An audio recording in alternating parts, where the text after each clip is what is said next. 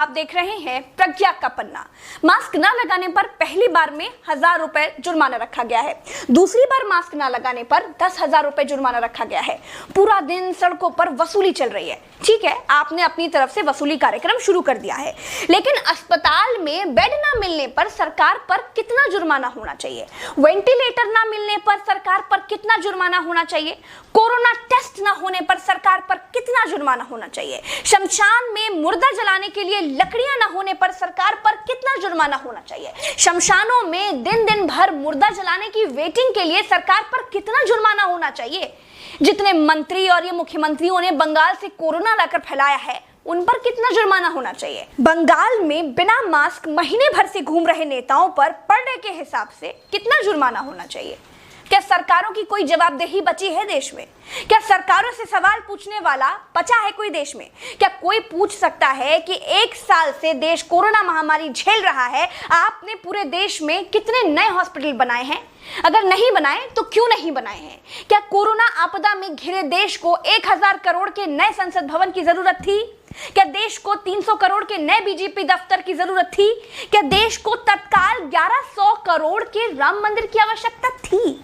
मंदिर के लिए चंदा मांगा जा सकता है तो हॉस्पिटल बनाने के लिए भी सरकार चंदा मांग सकती थी, लेकिन अस्पताल बनाने की नियत नहीं थी। मूर्ति बनाने की नियत थी तो बना दी।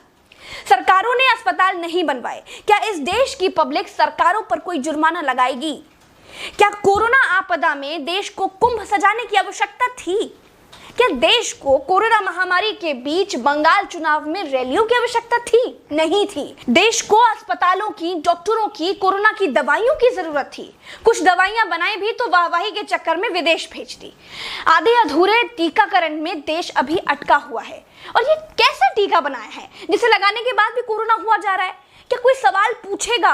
चीन ने कोरोना को फैलाया और पूरी तरह से कंट्रोल कर लिया। अपनी जीडीपी में रिकॉर्ड बढ़ोतरी कर ली।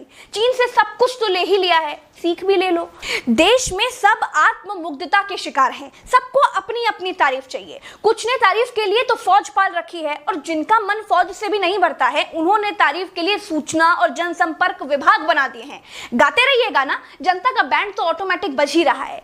जिनके अगल बगल से कोरोना से लाशें नहीं उठी है ना, वो मेरी बात को नहीं समझ पाएंगे। जो कोरोना की पीड़ा से गुजरे हैं, जिन्होंने कोरोना से मरे हुए लोगों को शमशान में जलते देखा है, जिन्होंने कतार में लंबी लाशें देखी हैं, वो जान जाएंगे कि मैं क्या कह रही हूं और क्यों कह रही हूं। चलते हैं। राम राम, जय हिंद, दुआ सलाम।